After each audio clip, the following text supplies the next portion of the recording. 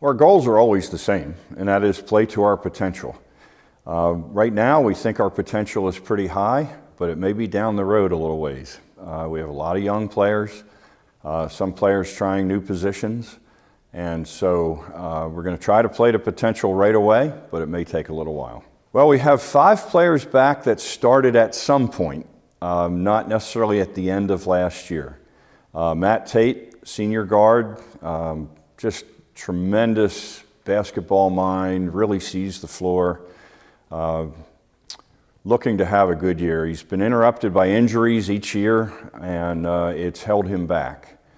All-conference first team, Brandon Federici, just improved every single year, does everything better than he did freshman year, and still a prolific scorer. J.C. McGrath kind of burst on the scene last year, had to change his position, found out he was a little better playing inside than out, and he's doing everything better than he had in the past. Right now, fighting an injury, but we think he's going to come around in time for the season. Ignas Slika, only a sophomore, but was named Rookie of the Year last year, and just a very hard matchup for people. Has good size, great ball skills, good defensive player.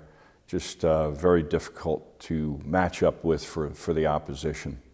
And Lionel Awana, another senior, very good in the post, has increased his repertoire as far as scoring ability.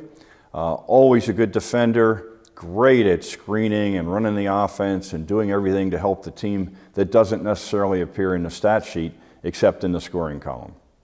Well, we have a huge freshman class, and huge in both ways. There are large numbers, and also most of our big men are freshmen. And we have 6'7", 6'7", 6'8", 6'9" in the class, so a lot of size. Right now, they're all in various stages of being lost. Freshmen really have a lot to take in at this time of the year. We did take a trip to Canada and played a few games up there, so it shortened the curve a little, but still way behind what we need them to be to really contribute in games. Also have some good guards in the freshman class, but they too are a little behind right now, especially on the defensive end of the floor. I don't think you ever replace players. Last year's team, we had 2 starters, a point guard and a wing guard, and both contributed mightily.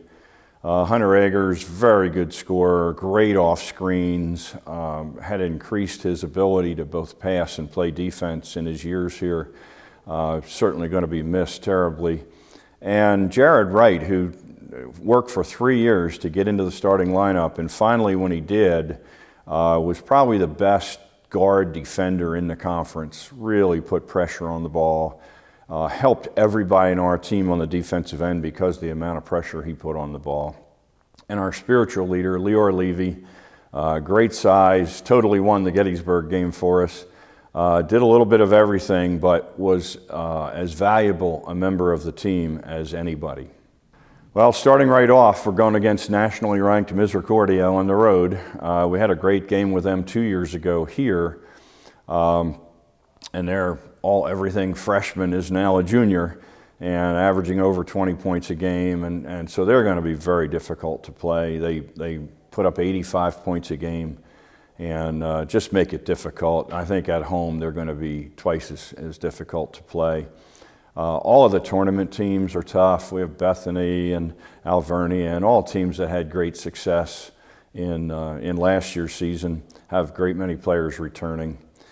In the conference, it's going to be another dogfight. I think right now there's probably 5 teams that could win it, and there may be a dark horse come out of nowhere, but Swarthmore just has great many key players returning, tremendous at the point guard position, very experienced and good size. Johns Hopkins returns 2 all-conference players and other players that have had a lot of playing time and appear to be ready to burst into all-conference recognition. Dickinson has all 5 starters back and a very athletic team. Just as you go down through the league, I think everybody's going to be tough. And what makes it more difficult for me and Coaches Brown and Nashe, is that we have several new coaches in the league. So while we kind of knew what we were going to get from the retiring or past coaches, we now have somebody new with a totally different background, and most of them have key freshmen joining the team. So between the new coach and the new players, we're going to be really trying to figure out how they should be played and what we're going to need to do against them. Playing in Mazer is great for us and I think difficult for the opposition. Although it's a great site for a game, the crowd is close, the lighting's great, the floor is terrific. It's a difficult place for people to come in and visit and win. I think it's over a 90% winning percentage over the past 25 years, and that's because we have great fans. We have the dip zone right on the end line, and we have a lot of people that come to see the games and get pretty excited about watching F&M play basketball. So we wish we had them all at home, but we sure look forward to the ones that we do have there.